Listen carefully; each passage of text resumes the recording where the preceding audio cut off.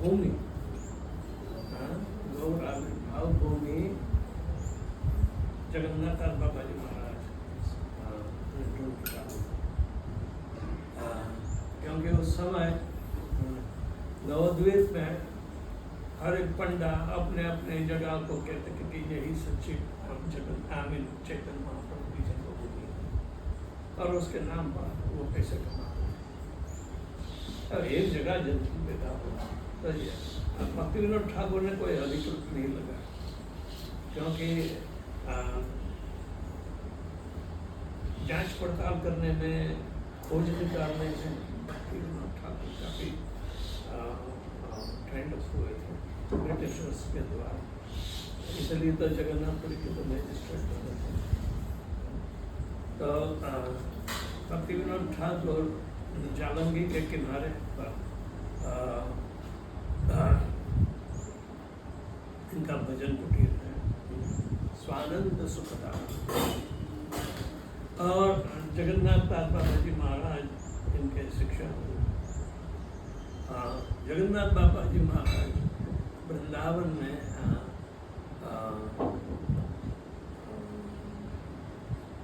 जो प्रखर आचार्य थे विश्वनाथ चक्रवर्ती ठाकुर, उनके शिष्य बलदेव विद्याभूषण के शिष्य।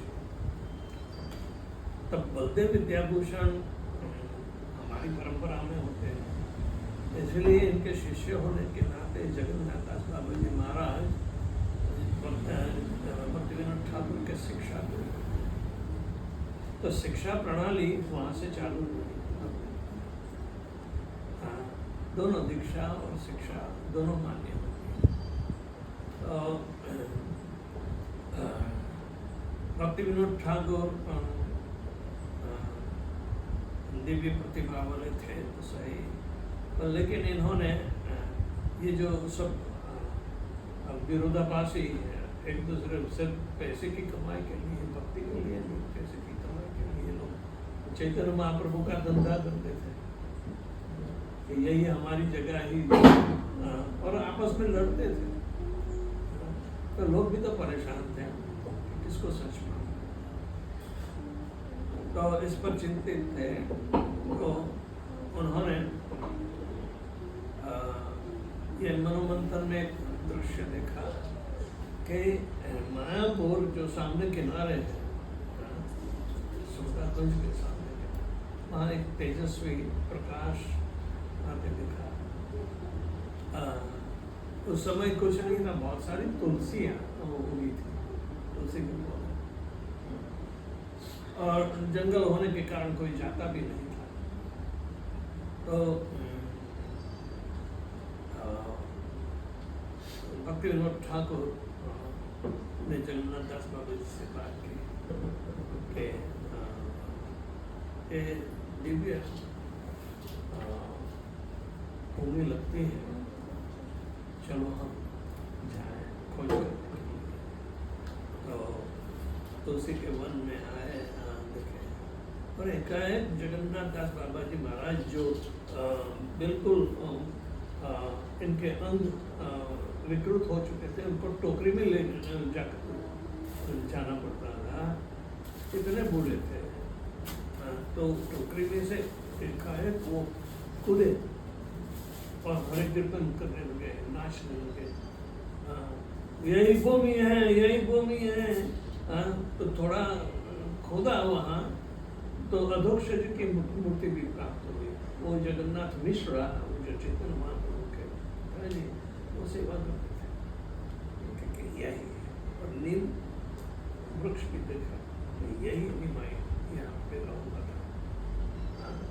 तब इन्होंने अच्छी तरह से प्रचार करके वो जगह मान्य थी। और बाकी सब नवद्वीप वालों का जो दावा था वो धंधा टूट गया। तो तब से मायापुर की महिमा प्रकट हो गई। तो चैतन्य महाप्रभु का आविर्भाव जहाँ आज योगपीठ है, भक्ति सिद्धांत सरस्वती ठाकुर महाराज ने बनाई। किसी और ने तो ज़्यादा कोई बड़ा काम नहीं किया, लेकिन जो शक्तिमंत आचार्य होते हैं, भगवान की शक्ति प्राप्त करके वही ऐसा काम कर सकते हैं। नहीं तो झूठा प्रचारक हो तो ज़्यादा काम नहीं कर सकते। कृष्ण शक्ति बिना नहीं कार प्रवर्तन, भगवान की शक्ति के बिना के अलावा कुछ नहीं कर सकते। तो चैतन्य महाप्रभु का आविर्भाव, उसकी तिथि और भी तत्कालीन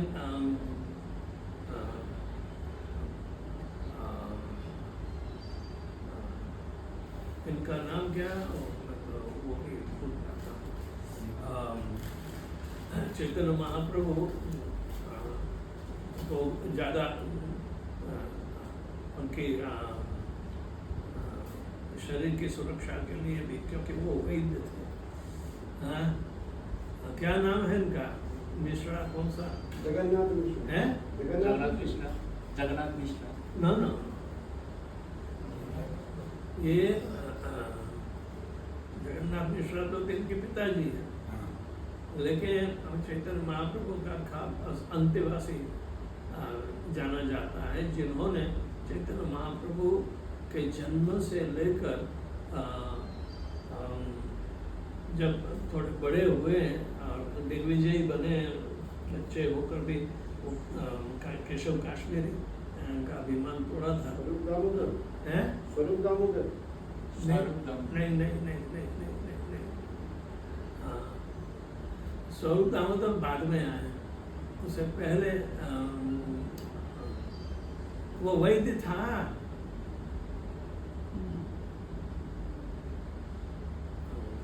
रामचंद्र जी का भी भगत था, मुरारी गुप्ता। मुरारी गुप्ता। तो मुरारी गुप्ता ने कड़छा लिखा है, यानी कि डायरी लिखी है। मुरारी गुप्ता की डायरी चैतन्य महाप्रभु के बचपन को ज़्यादा वर्णन करती है। हाँ? तो मुरारी गुप्ता के कड़छे जो लिखित हैं, उसमें चैतन्य महाप्रभु का आविर्भाव और वहाँ से चालू हुआ। तो बाकी की जो मध्य लीला और अंत्य लीला का जो वर्णन आता है, वो स्वरूप दामोदर की डायरी में मिला। और रघुनाथ दास गोस्वामी भी उसमें शामिल है, क्योंकि रघुनाथ दास गोस्वामी चैतन्य महाप्रभु के खास अंतेवासी थे। उनका शिष्य कृष्णदास कविराज गोस्वामी, जिन्होंने चैतन्य चरितामृत लिखा, तो वो स्पष्ट करते हैं कि मैंने आदि लीला का जो सारा निरूपण है वो मुरारी गुप्ता की डायरी से लिया है, और मध्य लीला और अंत्य लीला ये स्वरूप दामोदर और रघुनाथ दास गोस्वामी मेरे गुरु महाराज। तो ऑथेंटिसिटी, अब देखो, प्रामाणिकता बहुत आवश्यक होती है। हमारी सारी परंपरा में प्रामाणिक लोग ही जुड़ सकते थे। जो अप्रामाणिक है उसे कोई प्रामाणिक बनता है। तो ये ऋत्विक लोग प्रामाणिक नहीं है, और पैसे का शो करेंगे, इसको हमको मुफ्त का क्रेडिट मिल जाएगा, फर्क क्या पड़ता है। लेकिन हम इसके आधार पर संस्था थोड़ी चला रहे हैं। मधु पंडित इतना कर रहा है, इतना कर रहा है, इतना कर रहा है, करने दो भाई, नाम तो इसको उनका ही पड़ेगा ना। वो भक्तों का द्वेषी है, उसे कलयुग में कौन ज्यादा महत्व देता है? सभी द्वेषी हैं, बाहर वाले भी द्वेषी हैं, भक्तों के द्वेषी ही होते हैं, लेकिन भक्त लोग द्वेष नहीं समझते हैं। तो हमें अपनी प्रामाणिकता से काम करना है। चैतन्य महाप्रभु का जो आविर्भाव और उसमें इनकी शिक्षा के लिए जब हम आग्रह करते हैं, और इनकी जो लीलाएं हैं, उस बिना शिक्षा का पालन करके लीला स्पष्टता भी नहीं पाएंगे। तो चैतन्य महाप्रभु ने कहा आप ये सारे भक्ति के अंगों में किसको ज्यादा महत्व देते हैं? तो उन्होंने कहा कि हरे कृष्ण महामंत्र, ये नाम की शक्ति जो गुरु वृंदावन से आई है वो प्राप्त करके ही हमारे जीवन भक्ति में बन सकता है, नहीं। दूसरी चीज है रामानुज संप्रदाय जो चैतन्य महाप्रभु से आगे हुआ था और बहुत सारा जो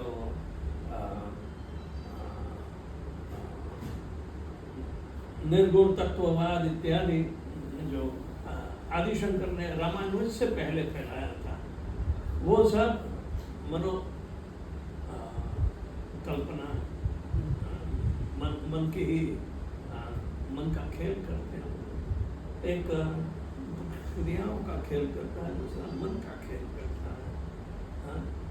तो ये सब अपने अपने जगह में भगवान के आदेश अनुसार काम करते हैं। ऐसा नहीं ऐसे आदिशंकर शंकर भगवान जैसा भी महान भक्त जो वो भी चालाकी करके मायावाद स्थापित, तो वो तो स्पष्टता कर्म पुराण और विष्णु पुराण में हुई है।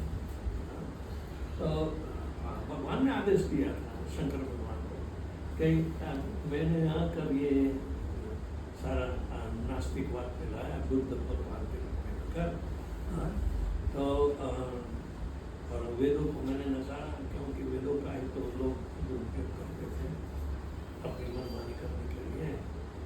2-4 श्लोक पढ़ गए, इसलिए फैला सकते थे बिल्कुल। तो आदिशंकर ब्राह्मण के बेटे के रूप में आए, आते पहले पार्वती से बोलते हैं कि मायावादम अशास्त्रम प्रच्छन्न गूढ़ बौद्धम मया देवी देवी ब्राह्मण रूपे कवि, देवी को मैं ब्राह्मण रूप में आऊँगा, ये लोगों के जैसा ही बनूंगा, लेकिन काफी चालाकी से मुंह की जुबान से लोगों को मायावाद में उतारूंगा। सब माया, आप भी माया हो। ब्रह्म सत्यम जगन मिथ्या, तो अहम ब्रह्मास्मि। चैतन्य महाप्रभु ने बाद में आकर रट्टा मारा, अहम ब्रह्म दासो दास है, नहीं तो ब्रह्म और पर ब्रह्म में कोई भेद नहीं दिखे। क्या हम आत्मा और परमात्मा में भेद दिखते हैं? क्या हम इनके जैसे ही है, लेकिन आत्मा अपनी औकात में रहनी चाहिए। आत्मा अपनी औकात में रहनी चाहिए। मैं बड़ा हो गया, अहंकार से व्याप्त हो गया, तो यानी कि वो आत्मज्ञान नहीं है, भौतिक ज्ञान है, परेशान करेगा, बंदा फुटेगा। तो लोग थोड़ी सत्ता हाथ में आती है ना, तो बहुत बड़े बड़े खुले नहीं समान, मैं ये हूँ, मैं फलाना, मैं टिकना नहीं, दासत्व चैतन्य महाप्रभु। तो जब स्वयं राधा कृष्ण नहीं अन्य होते हुए भी इतनी गहरी शिक्षा में हम सबको प्राथमिकता में जोड़ने की बात कर रहे हैं, तो और इनके आशीर्वाद, भगवान का नाम, वो जो सदा वही तो रखते थे। तो एक आदर्श भक्त के रूप में उन्होंने अपना सारा प्रचार किया। यज्ञ ही संकीर्तनम यजन्ति सुते, तो संकीर्तन यज्ञ में जुड़ने वाले सभी चैतन्य महाप्रभु के ये शिक्षा पद्धति में पूर्णतः ज्ञात रहे और इसका विस्तार ज्ञान दिखता कहो कृष्ण उपदेश हमारे आज्ञा गुरु, हमारी आज्ञा से गुरु को दूसरों को सिखाते हैं, दूसरों को पहचान करते, एक प्रकार के गुरु तो हो गए ना। गुरु यानी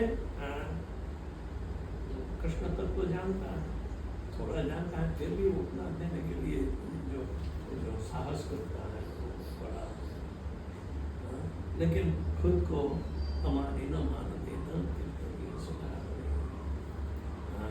खुद को खुले नहीं समाना चाहिए। तो ये सब हम देखते हैं कि जब कल गए थे इसमें होलिका दहन, वैष्णव होलिका नाम की प्रहलाद महाराज की बुआ थी, जिसको पुराणों के अनुसार उसको वरदान मिला था कि दुनिया सारी जल सकती है लेकिन वो नहीं जलेगी, जलकर नहीं मर सकती। तो हिरण्यकशिपु ने प्रहलाद को होलिका उनके गोद में बिठाकर मारने का प्रयत्न किया, नीचे से जलाओ होलिका तो बच जाएगी। तो यहाँ तो उल्टा हुआ, होलिका मर गई और प्रहलाद को कुछ नहीं। तो ये पुराणों की बातें कोई नहीं करता, कोई अपना इंटरप्रिटेशन करता है। जो आर्य समाज तो नास्तिक है, आर्य समाज नास्तिक मायावादी है। तो वहाँ का वो जो संचालक था वो संस्कृत की 2-4 चौपाई पढ़ने लगा और होलिका होला, होला शब्द जो कबूतर होते हैं, तो इसमें भी 2 वैरायटी होती है। ज़्यादातर जो ग्रे कलर के होते हैं वो होला नहीं कहना, डोमेस्टिकेट बन जाते हैं, लेकिन जो थोड़े से लाइट ब्राउन कलर के होते हैं वो होला कहना। तो ये होला क्या करता है, तो खेत में जाता है, जो फसल के थोड़े दाने गिरे होते हैं तो वो खा लेते हैं, उसे होला। तो ये वो समझा रहा था कि ये होलाष्टक जो है 8 दिनों का, होली से पहले होलाष्टक, तो वो तो हम लोग फसल करते हैं ना, वो फसल का समय है, इसीलिए उसे होलाष्टक किया। न तो प्रहलाद महाराज की विशुद्ध भक्ति की बात करता है, और विशुद्ध भक्त सबसे बड़ा होता है। तो होलिका मर गई, तो हिरण्यकशिपु को भी आश्चर्य हुआ, क्या प्रहलाद बच गए और होलिका मर गई। अवश्य प्रहलाद के जो भगवान है ना बहुत पावरफुल होंगे, लेकिन हम तो उसको निपटा देंगे, उसका आविर्भाव चाहता। तो होली और होलाष्टक जो वो भी भेदभाव वाले ही निकलते हैं। भगवान को बीच में डांटते ही नहीं, भगवान का हेतु भी नहीं, कुछ नहीं। और आर्य समाज ये है तो भगवान से तो मानते भी नहीं, वो ओमकार में मानते हैं, ये ठीक है, लेकिन किसको लागू होता वो बताएंगे। ओम तत्सदिति निर्देश ब्रह्मण, भगवद गीता में भगवान स्वयं कहते हैं ओम तत्सत, ब्रह्म का निर्देश करने का। तो उसकी स्थिरता है। तो यज्ञ के कार्य में ओम द्वारा आहुति दी जाती है। तत् ये दान धर्म इत्यादि के लिए, और सत तपस्या। तो इन तीनों कार्य में ओम तत्सत इत्यादि जो उसका पहले बोला जाता है वो भगवान का निर्देश करता है। ओम भी भगवान का निर्देश करता है, तत् और सत भी भगवान का निर्देश करता है। लेकिन योग के अनुसार कलियुग में हम तो बोलते हैं ओम स्वाहा ओम स्वाहा, गायत्री करते भी ओमकार करते हैं ओम उच्चार में भी ओम शब्द आता है, क्योंकि पहले भगवान ने शब्द बनाया था। शब्द सर्वप्रथम शब्द के लिए इंद्रियां भी बनाई जो सुनने की है। शब्द की जो ध्वनि होती है वो ओंकार से निकलती है, इसलिए ब्रह्म का सूचक शंख। शंख यूं देखें तो भगवान का पार्षद है, उसका भी व्यक्तित्व होता है। ये सब ये लोग जानते नहीं या बताना भी नहीं चाहते। तो ये सब खा पियो, दो चार शब्द भगवान करो, सबके वाह वाह करे, फिट पटाते आए। वो लोग जो पहले कीर्तन करने आए थे, भजन करने आए थे, अपना टका टक पंजाबी ड्रम और ढोलक और बड़ा ही हो गई, क्या बोलता है तो हमें पता ही नहीं चलता, क्योंकि आवाज ही दूसरी अलग होती है। एक तंबूरा वाला भी था, लेकिन हमें तो सुना ही नहीं किया। जब इन लोगों ने बहुत जोर जोर से कीर्तन, कृष्ण भगवान के कीर्तन, उनकी जो रसिया होते हैं इत्यादि, होली के रसिया, ब्रजवासी जैसे अनुकरण करते हैं, लेकिन जो वहाँ जाकर आज भी आप जाओगे ब्रज में, तो रसिया सुनने के लिए जाना बहुत दिलचस्प होगी, आमने सामने दिखाई देगी। बहुत मान मर्यादा वाली किसी की स्त्रियों भी भाग लेती है, डांस भी करती है, और ब्रजवासी डांस होता है, तो वो लोग घूंघट निकाल कर डांस करती है सामने, ना वो देखे ना दूसरे देखे।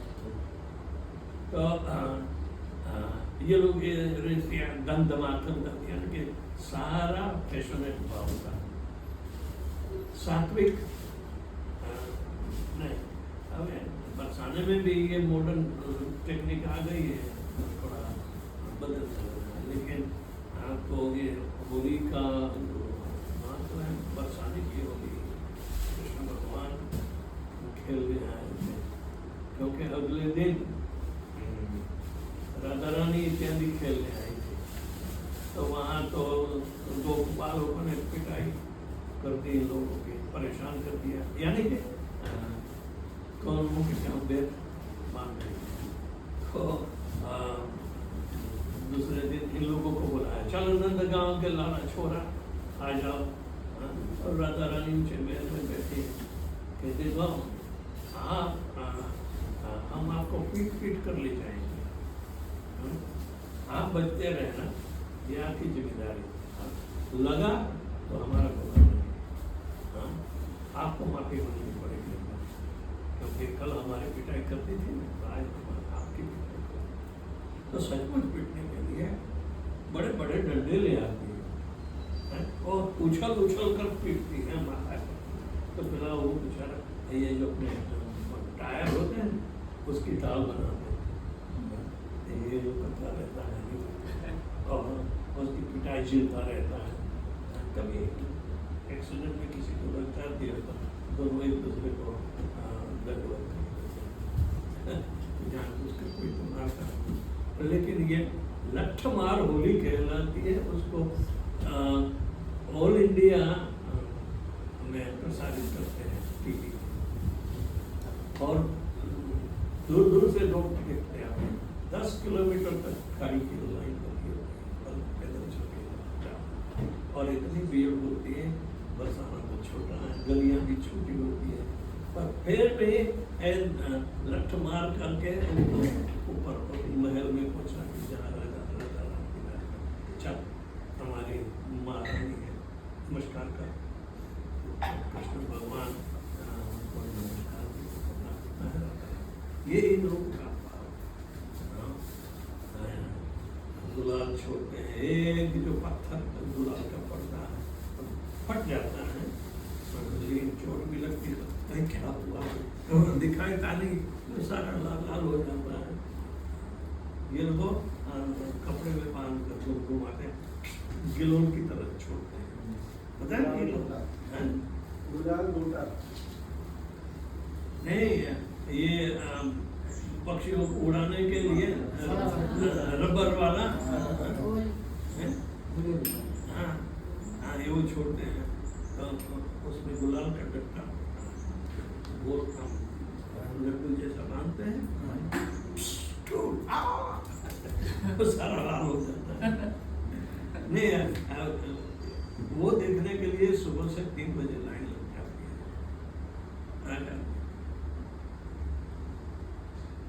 और राधा रानी को जगाने के लिए इतना ही गीत गाते हैं, कीर्तन करते हैं, और जब राधा रानी जगती है, ये कहते कीर्तन करेंगे, बाद में लठमार होली चालू करेंगे, और शाम के समय में होती है। तो ऐसी होली ब्रज में 8 प्रकार की होती है। हाँ, 8 प्रकार की होती है। एक लठमार होली हुई, दूसरे तो वृंदावन में तो रंग की पागल होली कहलाते हैं, सब एक दूसरे को छींटते हैं। लड्डू की होली। लड्डू लड्डू नहीं, वृंदावन में, वृंदावन में तो हाथ लगाते हैं, लड़कियों को भी छू जाते हैं, ये कोई नहीं कह सकता। एक बार ऐसा हुआ था कि साउथ अफ्रीका से एक डिवोटी आया था, तो हम तो बाहर निकलते हैं, न तो अपने मंदिर के परिसर में आने देते हैं, खिसा खाली का क्या कपड़े गर्दन चढ़ा तो ठीक है, लेकिन भगवान मंदिर में उछालने की कोई परवानगी नहीं। एक पंथ कहते कि यहाँ नहीं खेल पाते तो बाहर खेलेंगे, तो गया। हाँ, और इमिटेशन करने लगा, किसी नौजवान को लगा दिया, हाँ, ऐसा लगा दिया तो वो गुस्से में आ गया, हाँ, तो भागा। हाँ, तो देखो ये ईश्वर का है, गोली मारी। जंगली होली है और बहुत सावधानी रहे। वृंदावन की होली में कोई फरियाद नहीं कर सकता, बाहर गया है क्या? हम तो अंदर नहीं आने देते लोगों को, लेकिन अपने मंदिर के बाहर इतना सारा लाल लाल हो जाता है, कलर गुलाबी। लेकिन ऊंचे गांव में ललिता का गांव है, वहाँ भी होली खेलते हैं, अलग प्रकार की होती है। बरसाना में लठमार होली प्रख्यात है, और दूसरी जगह भी अलग अलग प्रकार की होली होती है। लेकिन दाऊ जी के यहाँ मल्ल की होली होती है। दाऊ जी तो पहलवान होते हैं ना, वो पहलवान की तरह ये लोग मंदिर के चौगान में बहुत पानी डालते हैं, इसमें रंग का कीचड़ बनाते हैं, इतना रंग डालते हैं कीचड़, खड़े भी नहीं रह पाओगे। हाँ हाँ, फिसल जाओगे, और जो नहीं फिसलता है तो उसको 2 टांग से पकड़ के और ऊपर से बोलते हैं लोग, वो बच्चे इत्यादि देखते रहते हैं, गुलाल पहनते रहते तो कीचड़ हो। हाँ, जैसे मल्ल की होली, कीचड़ की होली खेलते हैं। अलग अलग 8 प्रकार के होली खेलते हैं। तो सारा 8 दिनों का जो त्योहार है, और एक गांव से दूसरे गांव जाती रहती है। लास्ट होली ये बलदाऊ जी के इसके ससुराल में जाती है। भगवान के साथ अंतरंग और ये ब्रजवासियों का नाता होता है, वो इन लोगों का भाव देखकर हमें अप्रिशिएट, हम ऐसा नहीं कर पाए तो मिथ्या अनुकरण होगा।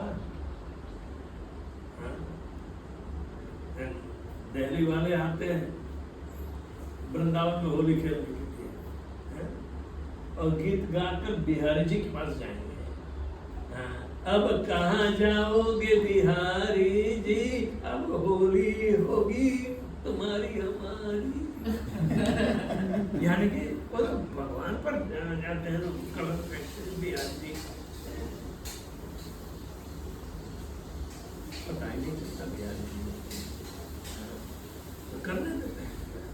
लेकिन ये बाहर वाले ब्रिजवासियों का मिथ्या, और वहां जाके तो सब भूल जाए, यार क्या मजा आया, मजा करके जाते हैं।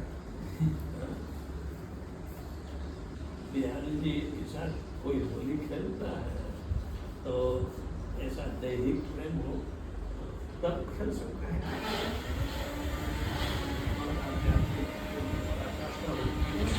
तब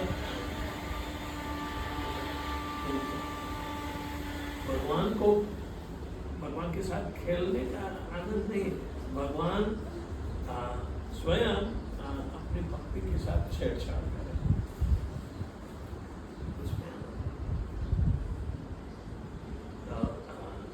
चैतन्य महाप्रभु इस सब काफी सूचना हमें सजीव ये सब दाखिल करके सजीव देखो तुम्हारा तमाशा आज पटाया,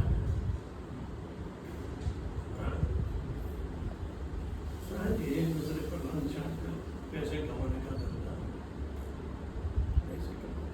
एक अलग अलग प्लास्टिक की थैली में थोड़ा थोड़ा रख देते हैं, चला लाओ 50 बार, 4-5 लोग देते हैं 10-10 बार।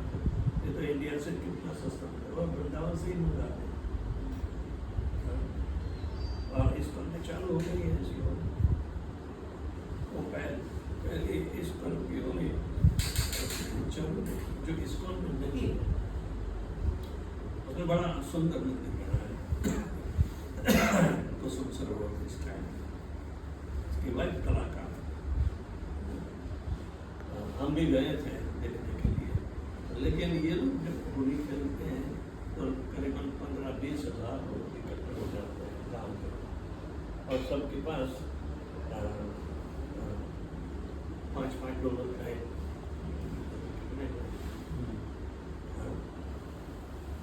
7-8 लाख लोग खड़े हो जाते एक दिन, और कीर्तन होता है, चलो ठीक है, कोई दर्शन करने नहीं आता, नेता में देते नहीं तो सारा मंदिर उजाड़ देते हैं।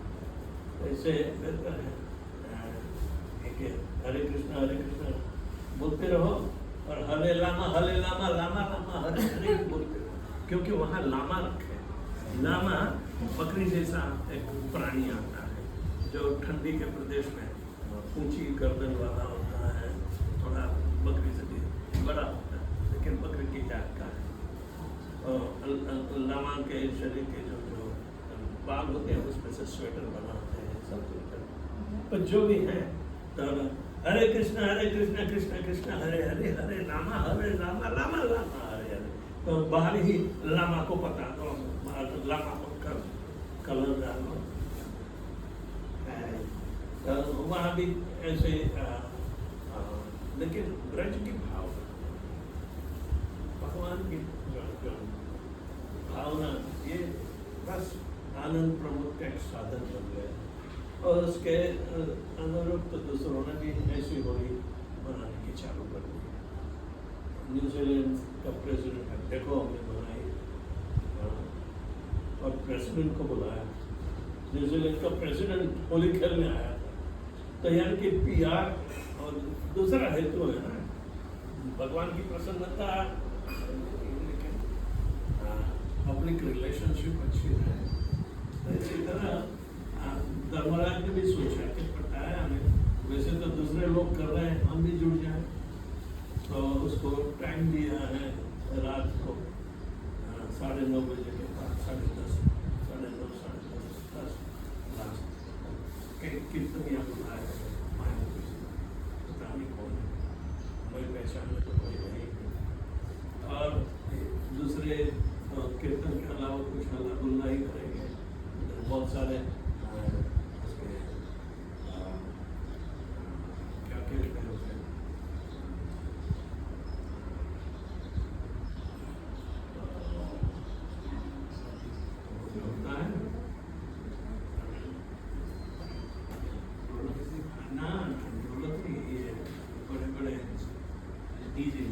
DJ DJ DJ I just thinking JD JD DJ